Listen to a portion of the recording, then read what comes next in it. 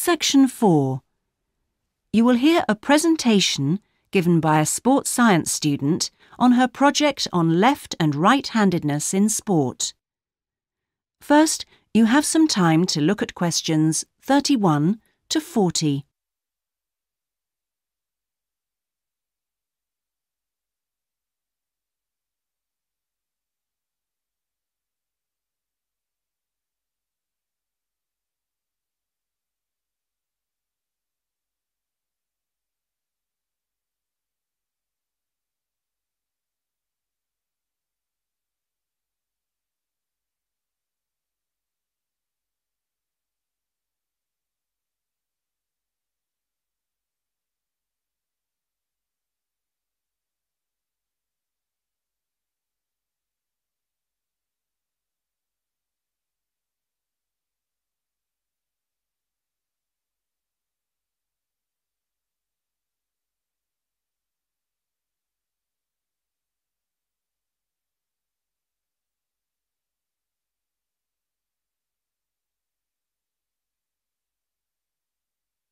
Now listen carefully and answer questions 31 to 40.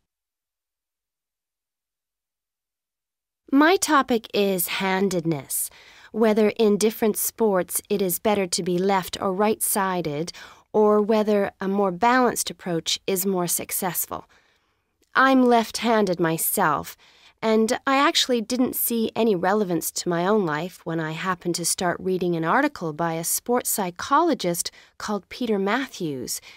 He spent the first part of the article talking about handedness in music instead of sport, which I have to say almost put me off from reading further. But what I soon became struck by was the sheer volume of both observation and investigation he had done in many different sports, and I felt persuaded that what he had to say would be of real interest.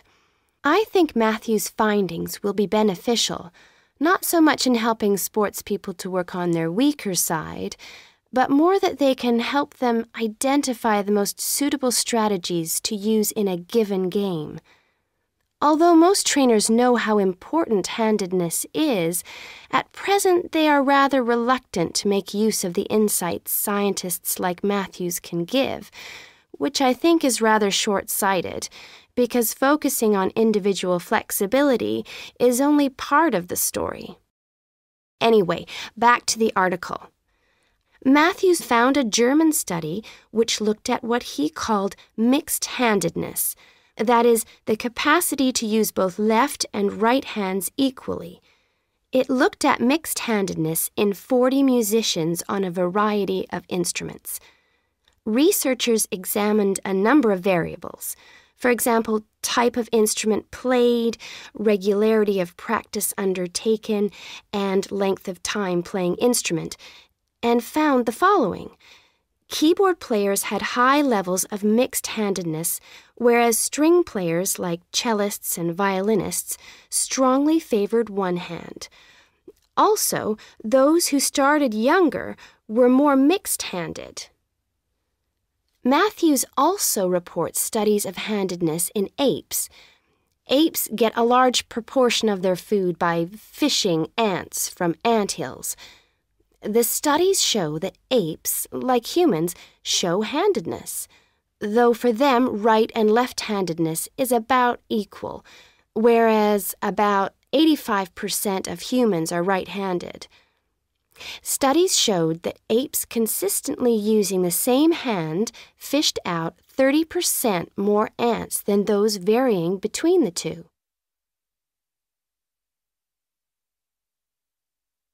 Matthews started researching several different sports and found different types of handedness in each. By the way, he uses handedness to refer to the dominant side for feet and eyes as well as hands. Anyway, his team measured the hand, feet, and eyes of 2,611 players and found that there were really three main types of laterality. Mixed, you work equally well on both sides, both hand and eye. Single, you tend to favor one side, but both hand and eye favor the same side, and cross-laterality. A player's hands and eyes favor only one side, but they are opposite sides. Let's start with hockey. Matthews found that it was best to be mixed-handed. This is because a hockey stick must be deployed in two directions.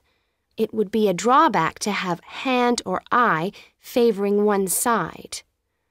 An interesting finding is that mixed-handed hockey players were significantly more confident than their single-handed counterparts. Things are slightly different in racket sports like tennis. Here, the important thing is to have the dominant hand and eye on the one side. This means that there is a bigger area of vision on the side where most of the action occurs.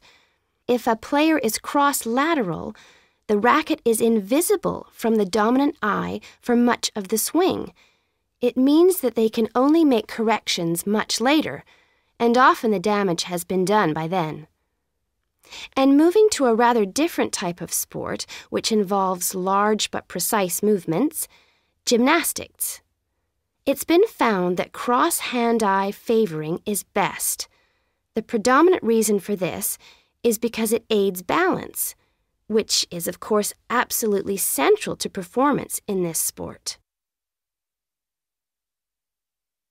That is the end of section 4. You now have half a minute to check your answers.